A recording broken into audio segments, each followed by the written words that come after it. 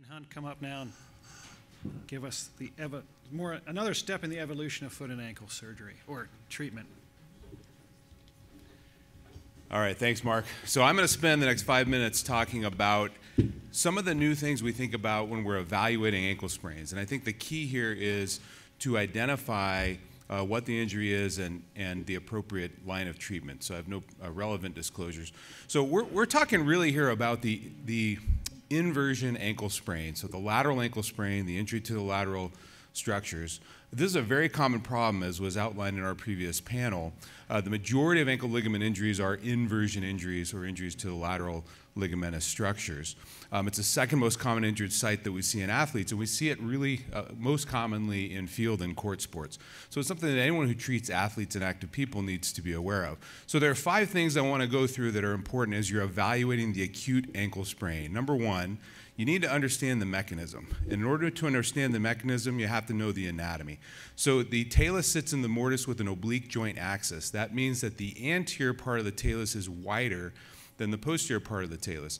So when the ankle is dorsiflex, it's relatively stable, and when it's plantar flex, it's relatively unstable. And that's why it's typically the plantar flex position that puts those ligaments at risk for injury.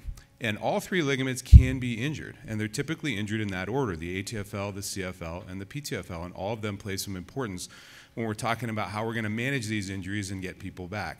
The second is, acutely, can they bear weight? So if you're looking at them on the field or on the sidelines, are they able to walk on their own? If they're not, it's important to evaluate for the potential of fracture or a high-grade injury, a grade 3 sprain.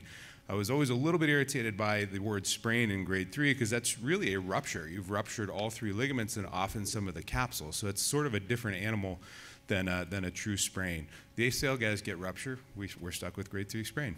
The third is you need to identify associated injuries. So as has been gone through, osteochondral lesions can happen commonly. When the ligaments are incompetent, that talus rubs up against the lateral side and can take a little piece of cartilage or bone with it.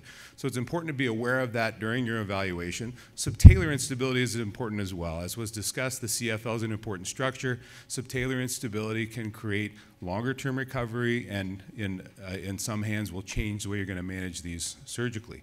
Fourth, you need to identify risk factors for chronic instability. So in an ideal world, we would sing Kumbaya with the other panelists and find those patients that should be treated surgically acutely because they're unlikely to get better. So examples are hindfoot alignment, a history of ankle sprain, patients that are under-rehabilitated where they don't have the balance and proprioception to protect their ankle and avoid re-injury. So a very nice article by Doherty prospectively evaluated 82 patients who were first-time ankle sprainers, and they tried to identify the predictors of chronic instability. And what they came up with was 2 things. At 2 weeks, if they weren't able to perform a single leg drop landing and vertical drop jump, and at 6 months, if they had a deficit in their balance test, their Y balance test, and a lower FAM ADL score. Those were the patients that tended to go on to chronic instability and need further intervention long term. So in an ideal world, we would be able to identify those risk factors and potentially decide who we're going to fix acutely. So to that end, are there indications for an acute repair? This is a hotly debated topic. A couple of excellent Cochrane reviews came out about 15 years ago by Gino and his group in the Netherlands. And they took the available randomized studies, which were all more than 20 or 25 years old now, and they're relatively flawed, and they really don't use the techniques that we use currently. But the conclusion that they came up with was there's no indication for acute repair because the patients do essentially the same. So in my practice, I consider acute repair in an elite athlete who I'm concerned is not going to get better or who I believe I can get back faster. If they have tissue laxity, if they have a previous failure either on the other side or that side, if they've had multiple high-grade sprains, or if they have an associated injury that needs repair, if you're going to be there, repair the ligaments because it's only going to be helpful. So Jim Calder published a very nice article several years ago now, 42 athletes at 2 years who were repaired, lateral ligaments repaired acutely after an ankle sprain. Average return to sport was 2.4 months, which is very good in the context of what we're doing today. Looking historically, that's actually really fast. If you look back at the entirety of the literature, the average return to sport, to the extent that it's reported, is almost 5 months.